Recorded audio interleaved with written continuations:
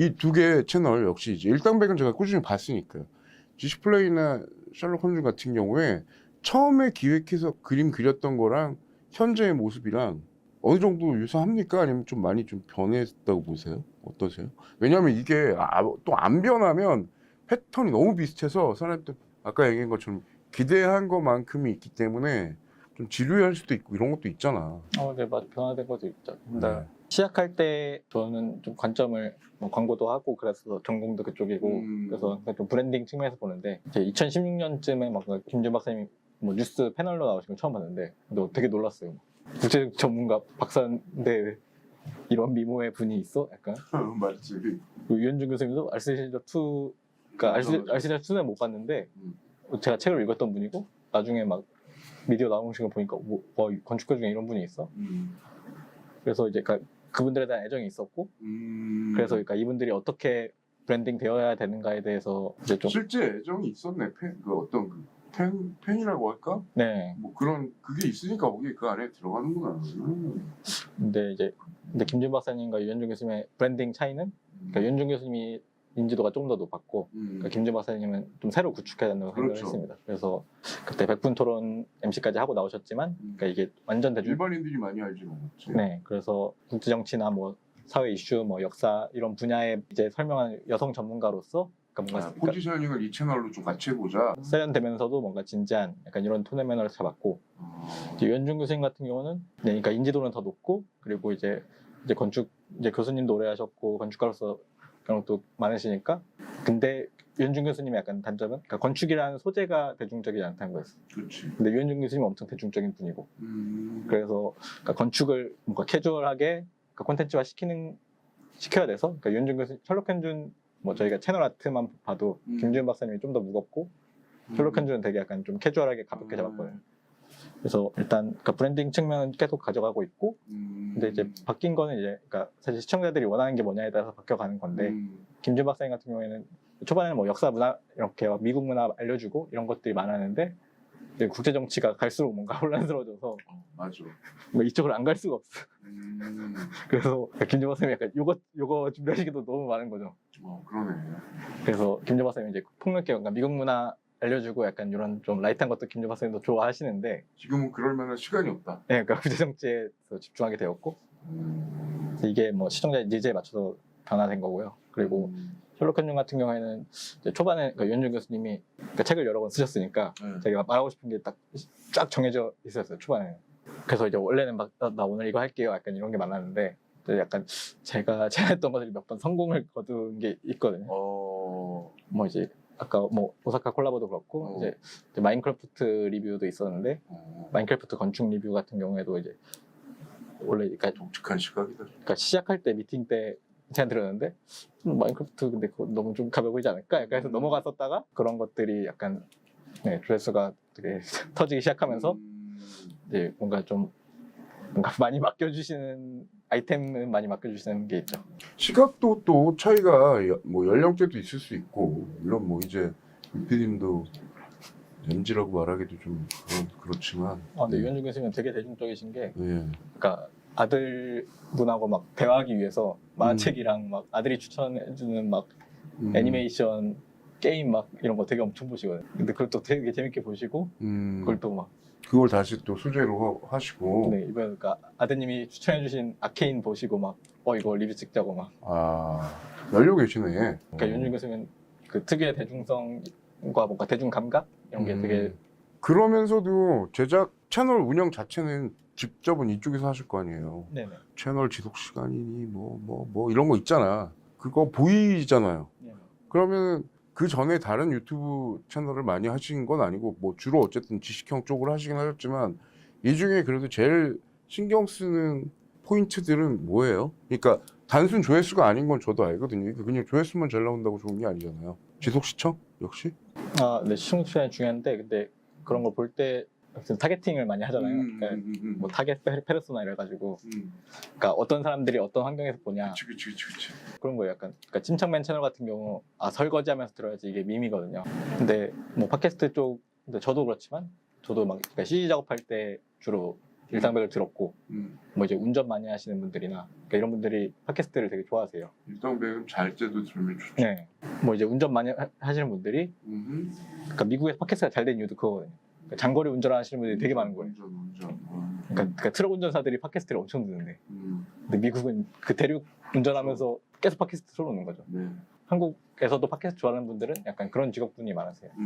그럼 이런 분들은 또 연령대가 뭐 이제 한 40, 50대 분들이 많으시고 있죠. 그럼 40, 50대 분들이 좋아하는 거는 근데 40, 50대쯤 되면 막 공자도 갑자기 읽어보고 싶어지고 아, 그렇지. 네, 뭐 사기 뭐 이런 거 맞아. 초안지 이런 거 갑자기 막 어렸을 땐 관심 없었는데 좋아지고 약간 이런 게 있거든요. 그래서 뭔가 타겟에 맞춰서 생각을 해야죠. 그러면 지금 방금 말씀드려 주셨던 채널들은 페르소나가 그럼 조금씩은 다르다? 아니면 그분들이 타겟이다? 어떻게 되세요? 일당백이 이제 그런 좀 40, 50대 또 약간 긴 영상을 좋아하시는 분들이 이제 좋아하시고 김준 박사님은 이제 한 30, 40대 그리고 이제 확실히 30, 40대? 김준 박사님은 네 30, 40대 남녀는 뭐 따로 있진 않고? 근데 남녀는 뭔가 기본적으로 남자가 더 많은데 근데 다른 채널에 비해서는 또 여자 비율이 높은 편입니다. 그러니까 남녀가 약간 7대 3이라도 이렇게 다른 채널 보면은 막 9대 1 이런 채널 되게 많거든요. 그러니까 네. 완전 뭔가 여성분들이 좋아하시는 뭐 일상생활 브이로그 이런 게 아니면 그렇지. 그런 거 치고는 네. 그 매력이 있는 거네. 그분 자체도 엄청나게. 그리고 셜록 홈즈는 좀 범위가 넓은가요? 아니면 20, 30대 분들이 제일 많습니다. 그럼 원래 브랜딩 하려고 했던 전략이랑도 좀 맞아떨어졌네? 네. 그렇게 됐네요. 뭐 유 교수님이 가지고 있는 매력도 또 있는 것 같고. 네, 근데 저희 브랜딩을 할 때 차별화라고 한다면 내 전략이 중요한 게 아니라 이 캐릭터와 그리고 이 지금 매체와 맞춤형으로 좀 생각을 해서 만든다. 그래서 저희가 이게 뭘까 하다가 이제 전문가 언어의 존중이다. 이렇게 뭔가 내가 하는 일을 좀 정의드렸습니다. 왜냐면 최주찬 교수님 채널도 있잖아요. 그 채널도 의외로 젊은 친구들 꽤 보더라고요. 네네. 많이 그 연세 꽤 되셨는데도. 그래서 그분들 자체가 가지고 있는 컨텐츠와 그것도 중요하고 이쪽이랑도 합이 맞춰질 텐데. 근데 어쨌든 제가 알고리즘 얘기 드렸지만 그래서 알고리즘 안에서는 제일 어쨌든 얘기 주신 거는 타겟한테 어필을 했느냐를 제일 많이 본다?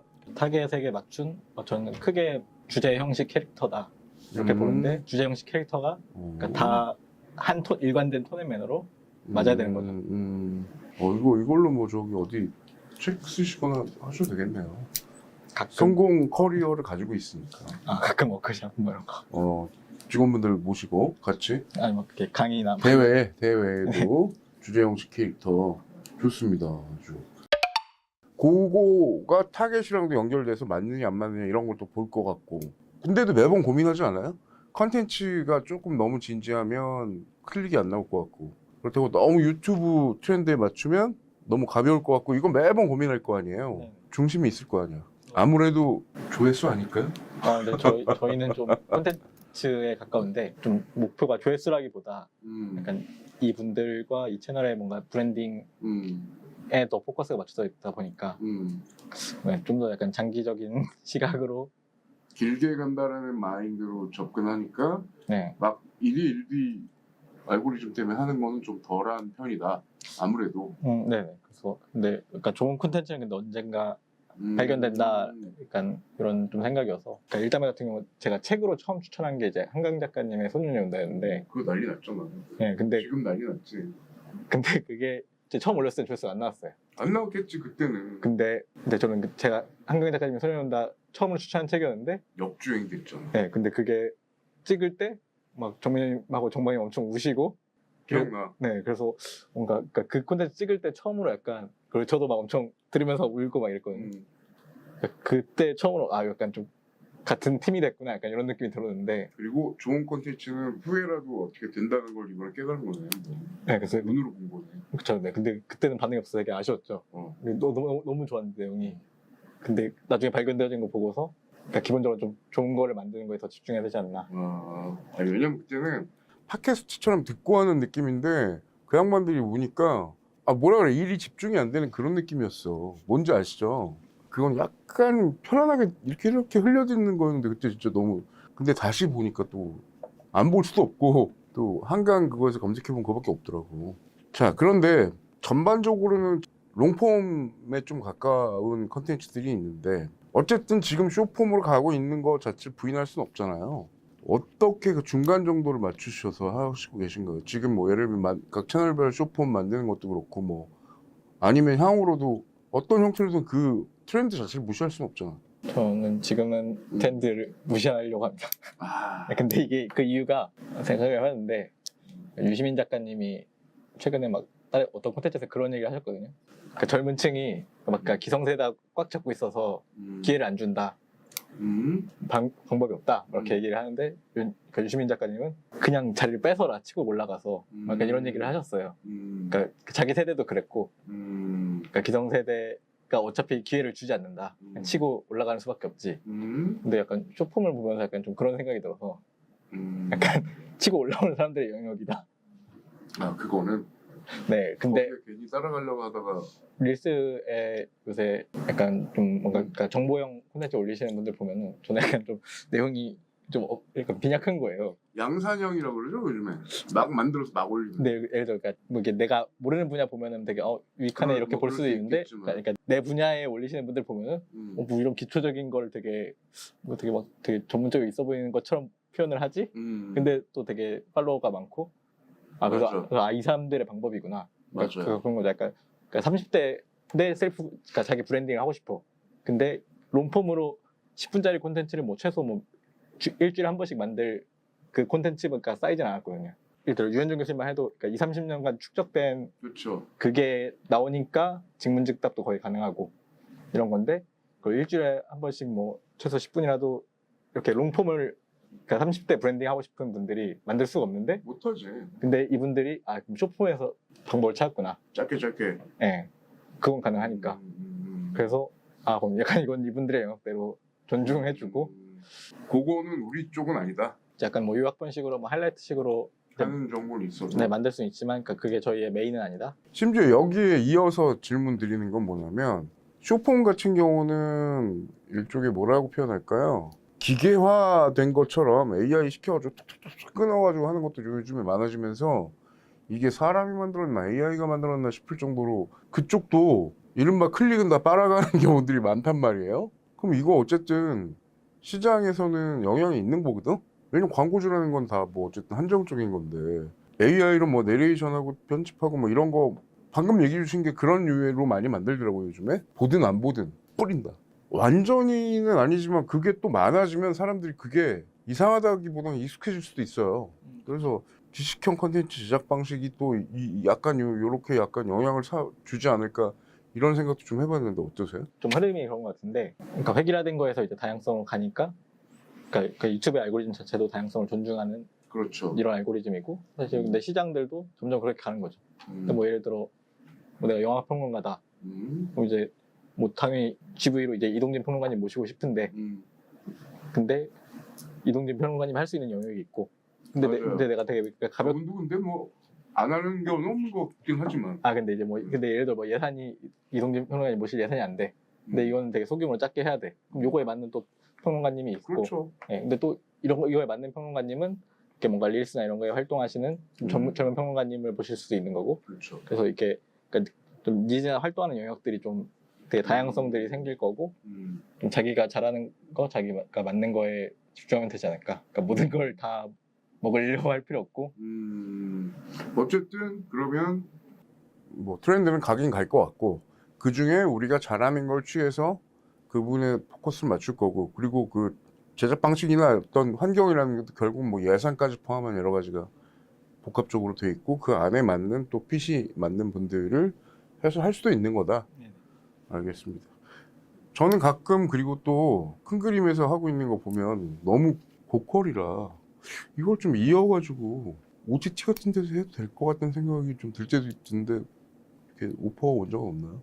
근데 이미 유튜브는 공개된 거라서 좀 그렇긴 하겠지만 기획형으로 그러니까 저는 원래 좀 다큐멘터리 취향이기도 했고 근데 물론 그런 것도 좀 그러니까 OTT 폼에 맞춰서 그러니까 유튜브랑 그러니까 매체에 따라서 이제 구성이 엄청 변화해야 되는데 그래서 좀 OTT 폼에 맞는 뭔가 기획이나 이런 것들을 개발을 그러니까 자기 확신이 들면은 하려고 먼저 제안을 드릴 수도 있고 그렇죠. 그러니까 하고 싶죠. 예. 근데 뭔가 좀 약간 그러니까 그냥 뭔가 하고 싶어서 막 허겁지겁 하고 싶지 않고 좀 자기 확신이 들고 이건 뭐 예를 들어 유현준 교수님에 맞는 이거는 그러니까 OTT에 올려야 이건 되게 더 좋은 콘텐츠다. 뭔가 그런 좀 뭔가 그 매체에 맞는 기획과 이제 그거에 보장된 퀄리티를 낼 수 있다. 이런 좀 그러니까 몇 가지 그냥 아이디어는 있는데 해외 한번 가셔야 되겠네. 그림이 그렇게 담겨야 뭐 이렇게 또 받아주겠지. 뭔지 느낌은 딱 오네요. 네. 알겠습니다. 그러니까 할 수 있으면 하고 싶다. 그쵸. 예. 그 교수님이나 박사님이나 이런 분들도 싫진 않겠네요. 어차피 지분인데 터지면 좋은 거니까. 근데 유현준 교수님은 되게 하고 싶어 하시죠. 약간 그럴 것 같아. 유현준 교수님은 되게 글로벌 건축가의 꿈을 되게 그러니까 소년처럼 얘기하시거든요. 그래요. 그때도 뭐 사우디도 가고 싶다고. 그쵸. 불러만 나오고 이런 거. 근데 진짜 꿈 얘기를 하시는데 소년처럼 빛나더라고요. 아. 그래서 저도 약간 그거 보고서 약간 유현준 교수님 이렇게 소년처럼 꿈 얘기를 하시는데 이게 먹고 살 생각만 하고 있다니. 그러면은 지금 방금 얘기를 슬쩍 얘기하셨지만 그 안에서의 어떤 별도의 시리즈나 기획물일 수도 있고 혹은 이번에 좀 뭘 들어가려고 하는 게 있다 뭐 이런 거 있습니까? 또 우리가 몰랐던 또 어떤 분이랑 또 어떤 채널을 또 새로 하고 계신 건 아닌가부터 미리 알려달라는 건 아니지만 그냥 궁금해서.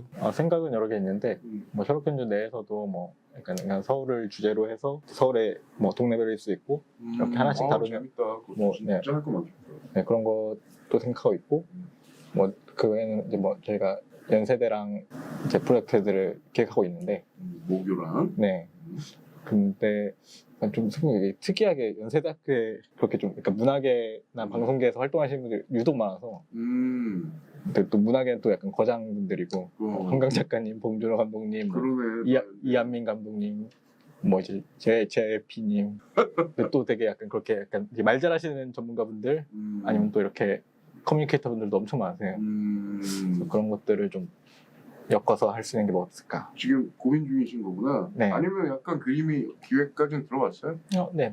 그러니까 근데 좀 현실 가능한 것부터 이렇게 좀 시작한 단계입니다. 궁금하다.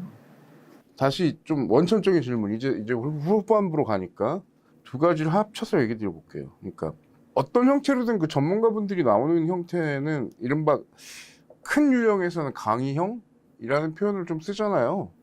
거기가 아닌 약간 좀 더 진화된 느낌이라 그러면 뭐 예를 들면 지난번에 뭐 방금 얘기했던 뭐 일본에 유 교수님 갔다 온 것 같은 그런 유일 수도 있겠고 아니면 그럼에도 불구하고 매번 할 수는 없잖아. 그럼 약간 패턴이 뭐라 그럴까요? 강의형 말고 좀 다른 거? 그런 고민 같은 걸 하고 계신지. 또 하나는 어쨌든 지식형 컨텐츠라고 해도 두 가지죠. 정말 설거지하면서 들을 수도 있겠지만 진짜 컨텐츠를 좀 집중해서 좀 봐줬으면 하는 거에 컨셉도 있단 말이에요. 좀 몰입감 같은 거 이런 것들 생각들이 좀 많을 것 같아가지고 한번 복합적으로 물어보려고요. 정답이 없겠지만 그렇죠. 기회가 매체에 맞아야 된다라는 게 좀 있고 사실 그러니까 유튜브 같은 경우 그러니까 좀 그러니까 직관적인 걸 되게 좋아하거든요. 그러니까 명확해야 되는 거죠. 그러니까 뭔가 방송 같은 경우 뭐 야마라고 하잖아요. 그러니까 이렇게 야마를 잡을 때 뭔가 두 개 세 개 뭔가 섞지 마라. 해가지고 막 이렇게 여러 구성들이 이렇게 딱딱딱 기승전결이 있고 막 이렇게 그렇죠. 하시는데 유튜브 같은 경우는 그냥 콘텐츠 하나면 그냥 직관적으로 하나야 그렇죠. 되거든요. 섞지 말고 하나만. 네, 그래서 좀 약간 그러니까 직관적이고 단순해질 수밖에 없다. 그러니까 명확할수록 좋다. 네, 그런 의미에서 그러니까 뭐 이제 강의형의 이제 변주가 있을 수 있는 거죠. 그러니까 직선적인 강의형일 수 있지만 뭔가 약간 뭐 문답형일 수도 있는 거고. 그러니까 근데 그 변주가 사실 수십 가지인 거죠. 미묘한 톤앤맨으로 생각을 해보면. 그게 결국 실력이다. 주제 형식 캐릭터라고 말했던 것도 여기서 조금씩 틀면은 그 변주가 엄청 생기는 거예요. 그 같은 주제여도 그러니까 아이다 전략이라고 막 이렇게 막 하잖아요. 커뮤니케이션 뭐 그러니까 인지하고 뭐 관심하고 뭐 예를 들어 되게 막 큰 뉴스가 나왔어요. 그러면은 일단 뉴스로 막 인지를 하고 근데 이건 그냥 소개고 근데 뭐 슈컬드 채널로 되게 쉽게 설명을 이해하고 근데 그 다음에 유현준 교수님과 김준 박사님 영상을 보면서 되게 전문가 해석을 듣고 싶고 그래서 그러니까 각자마다의 역할이 있고 그래서 그러니까 캐릭터와 주제에 따라서 그러니까 같은 형식이어도 이게 엄청 다르게 느껴지는 거죠. 그러니까 받아들일 때는 그래서 뭔가 그러니까 억지로 새로운 거를 그러니까 형식적으로 계속 파격이어야 돼 이게 아니라 그러니까 뭔가 주제에 맞춰서 조금이라도 비틀다 보면은 그러니까 막 형식적으로 막 엄청 이게 혁신적이라고 느껴지지 않는데 근데 이게 막 뭐 천편일률적이다, 재미없다 이렇게 단조롭다라고 느껴지진 않은. 그러니까 일부러 혁신을 위한 혁신을 짜내는 형태보다는 아까 얘기하셨던 뭐 주제, 형식, 캐릭터 등 어쨌든 어떤 기본적인 틀 안에서의 변주만 해도 시청자들이 느끼기엔 훨씬 다른 컨텐츠거나 더 세련되거나 몰입감을 가져가거나 할 수 있다라고 체득을 해 오셨다는 거네. 네, 그래서 어떻게 보면 슈카월드님 같은 경우에 지금 전형적인 강의형이지 원래는. 근데 6, 7년째 강형이고 6, 7년째 계속 상승 중이에요. 성장 중이에요. 354만인가. 네, 근데 형식 그렇다면 그게 강의형이 문제라는 건 아니다. 네, 형식이 같습니다. 근데 주제나 막 이런 거 뽑는 게 되게 범위가 넓어지고. 주제 그걸 다루는 방식 그리고 어떤 그러니까 이걸 운영하는 방식 그러니까 이런 게 점점 성장하고 점점 혁신적이 되니까. 형식은 계속 메모판이 저기 그림판이잖아. 네, 혼자 모자 쓰고 나오는 것만 달라. 네, 그러나 달라져. 네. 그래서 뭐랄까, 그러니까 만물 박사 같은 느낌이야. 뭐든지 다 집어넣으면 나오는. 네. 근데 그분은 완전 워커홀릭인 것 같더라고. 그쵸. 안 그러면 그렇게 못해. 그래서 이제 계속 더 좋은 걸 만들어내시고. 그러니까 형식은 계속 같지만 뭐 예전에는 뭐 경제나 주식에 포커스가 맞춰져 있다면 지금은 뭐 이제 네, 식물도 하잖아. 네, 그러니까 다른 것들도 뭔가 자기식으로 하면서 좀 영역을 넓혀가고. 그러니까 슈카님 같은 경우에 그 캐릭터 주제 형식 중에 그러니까 주제에 힘을 주고 나머지는 그냥 유지시키고. 근데 그래도 계속 새로운 느낌이 들거든요. 맞아요. 네, 그래서 대단한 거죠. 네, 독보적이죠 사실은. 네, 그래서 뭔가 특히 뭐 이제 약간 오히려 막 공공기관 이런 데서 매년 입찰 내고 매년 바꾸거든요. 그러면 공공이 새롭다고 느끼냐? 얘네가 만든 콘텐츠가 전혀 새롭다고 느끼지 않거든요. 그렇죠. 그러니까 그쪽이야말로 뭔가 형식으로 바꿔가지고 답을 하려고 맨날 노력하지. 그러니까 맨날 새로운 거 가져와라 이거예요. 그런 게 없어. 근데 제대로 된 기존 걸 만들어 본 적도 없으면서. 맞아. 그래서 오히려 일관된 것들을 더 깊게 고민하는 게 더 중요하지 않나. 오늘 얘기하다 보니까 그 보고 참고하는 채널, 사실은 저도 좋아하는 채널들이 있다 보니까 그분들 얘기들을 많이 했잖아요. 뭐 슈카님 얘기도 하셨고. 근데 결국은 다시 이제 정프로님 얘기를 안 할 수가 없지 않습니까? 정프로님이 책 나눴는데 나는 책을 소개하는데 책 소개문에 3프로TV 매불쇼, 웃다가 일당백 보다 등 누적 구독자 1천만 명을 기록한 독보적인 컨텐츠 기획자이자 MC라는 걸로 소개를 한 건 난 별로 못 봤는데, 이게 지금 잘 보면 매불쇼랑 웃다가 빼고 나면 약간 정보 아니면 지식 컨텐츠 채널에 가깝거든요. 근데 여기 보면 특히나 보다 같은 경우도 보다를 여기서 하진 않잖아요. 네. 그럼 제가 이제 궁금한 거는 지금 아까 제가 뭐 최주찬 아마존 얘기도 했고 은근히 이제 큰 그림 연구소가 하는 거랑 비슷하다라기보다는 어쨌든 지식 컨텐츠에 대한 니즈가 시장에서 확인됐으니까 경쟁이 좀 뭐라고 표현할까요? 심화되는 거 아닙니까?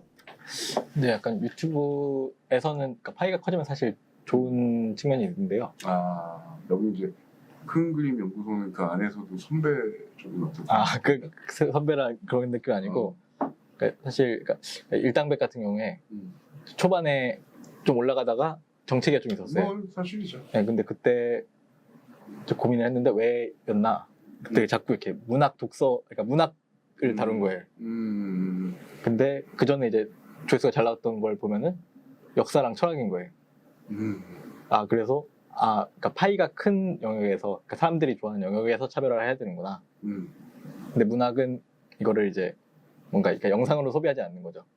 사실이야. 네, 그래서 이제 그때 배웠던 게 일단 그러니까 사람들이 많이 보는 영역에서 차별화.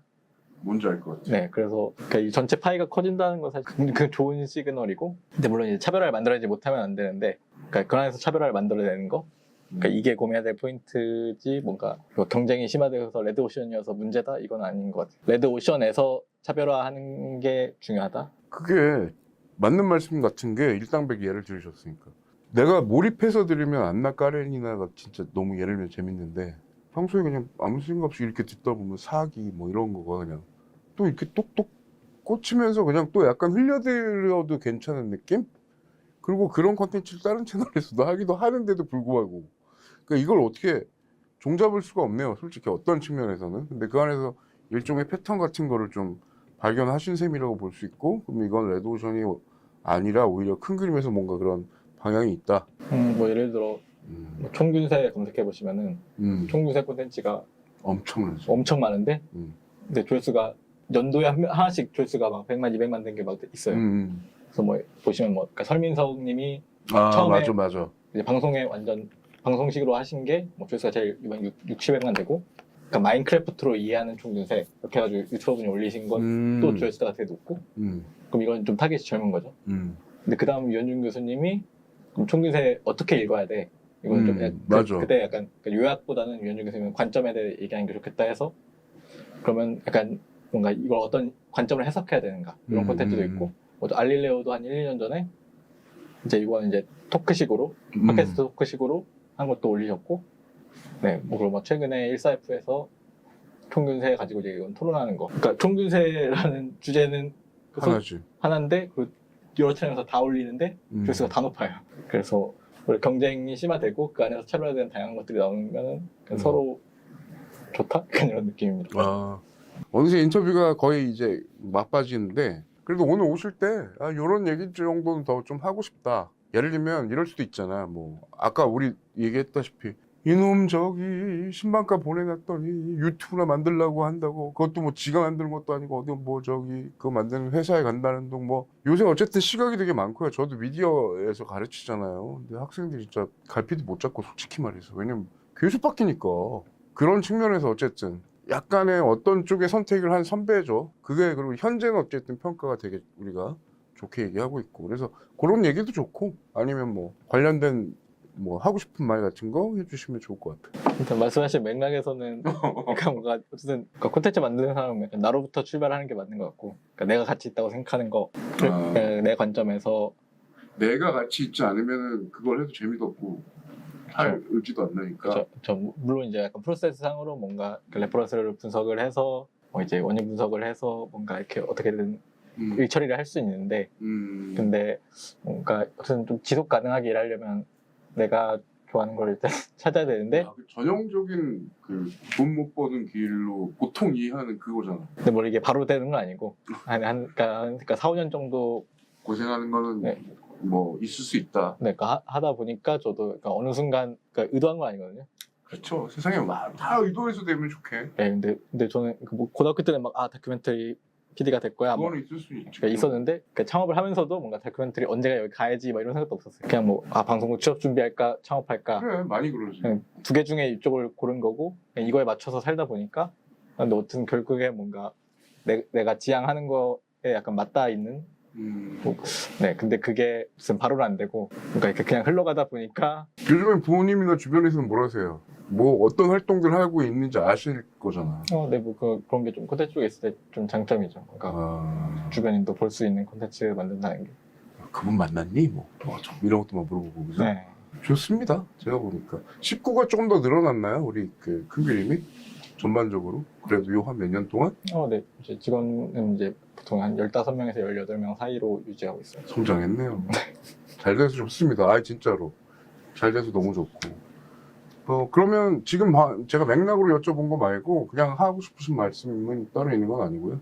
다 한 것 같습니다. 준비했던 거 대비 뭐 제가 질문을 한 2, 30개 뽑으니까 네. 어저께 통화했을 때 대답할 걸 준비하고 있다고 얘기하시더라고요. 근데 뭐 그러실 필요까지는 없고, 일단 저는 이런 거죠. 저는 뭐냐면 만들고 계신 채널을 다 봤다라는 게 또 재밌지 않습니까?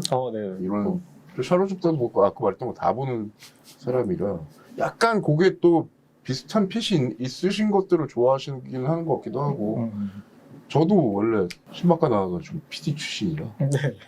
그래서 아마 그런 것도 있는 것 같습니다. 네, 그 질문이 뭔가 다 맞춤형으로 써주셨더라고요. 그래요. 무슨 뭐 전문 기자나 MC 뭐 이런 것도 아니고 그냥 전공한 사람하고 얘기했는데 편안하셨나요?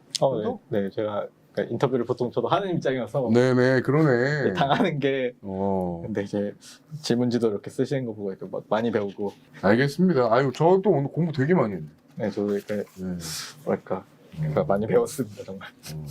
저는 일단 그 주제 형식 캐릭터를 외워가지고 학생들한테 알려주도록 이렇게 하겠습니다. 평소에는 그러면은 일주일 기준으로 너무 바쁘시죠? 어때요? 오늘 시간 낸 것도 좀 감사하긴 한데, 아니면 미리 찍어놓고 편집하니까 갈아넣는 건 후배들이 해서 본인의 시간 좀 신규 기획만 해가지고 조금 시간이 있나요? 저 약간 좀 유동적인 바쁠 때 엄청 바쁘고 약간 다행이네요. 네. 타이밍이 그래도 맞아서. 네.